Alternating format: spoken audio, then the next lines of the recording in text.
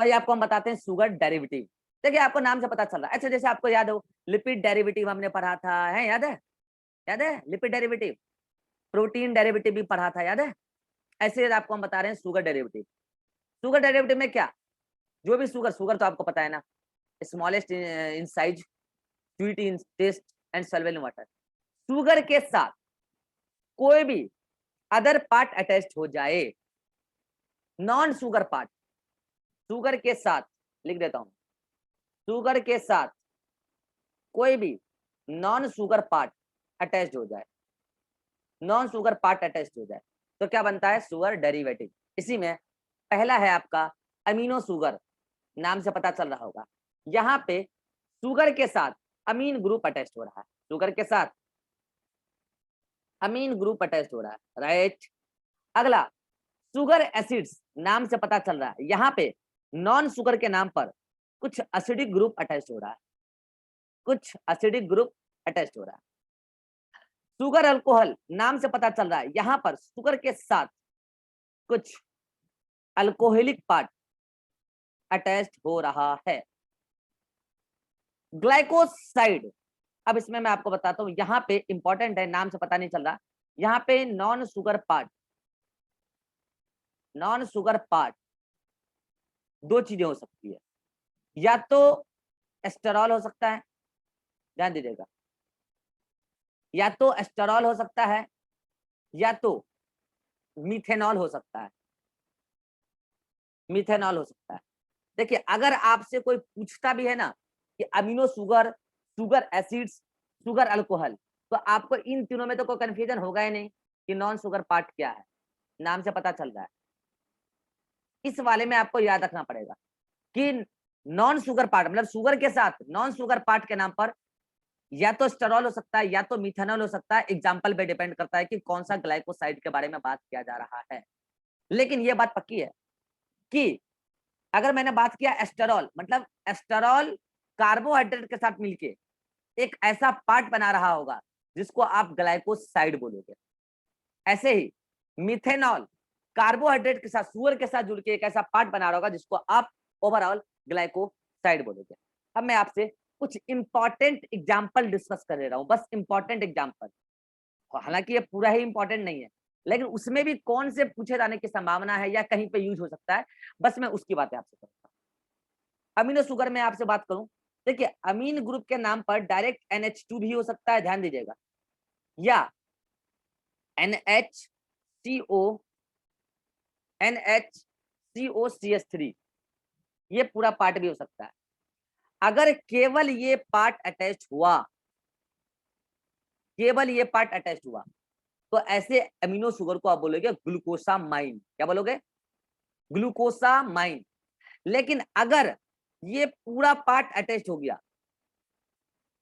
ये पूरा part attach हो गया, तो ऐसे अमीनो शुगर को आप बोलोगे N acetyl, N acetyl glucosamine.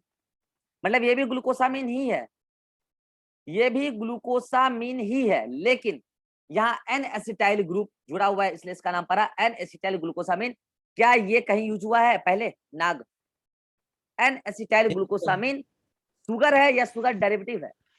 Sugar derivative, sugar derivative है, शुगर नहीं है, क्योंकि उसमें अमीन पार्ट भी है। तो ये पार्ट आपको काम आ सकता है कि इसमें क्या है, ये कैसा शुगर है, तो ये अमीनो शुगर है, ठीक है।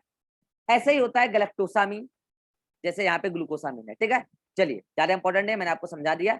यहाँ पे ग्लूकोज के साथ ये पार्ट अटैच होगा, यहाँ पे भी ग्लूकोज के साथ होगा, यहाँ पे गैलेक्टोज के साथ होगा। बस अंतर यही है कि यहाँ पे ग्लूकोज के साथ जुड़ा है ये वाला पार्ट, और यहाँ पे गैलेक्टोज के साथ जुड़ा है, इसलिए इसका नाम ग्लूकोसामीन है, इसका नाम गैलेक्टोसामीन है। बस हटाइए।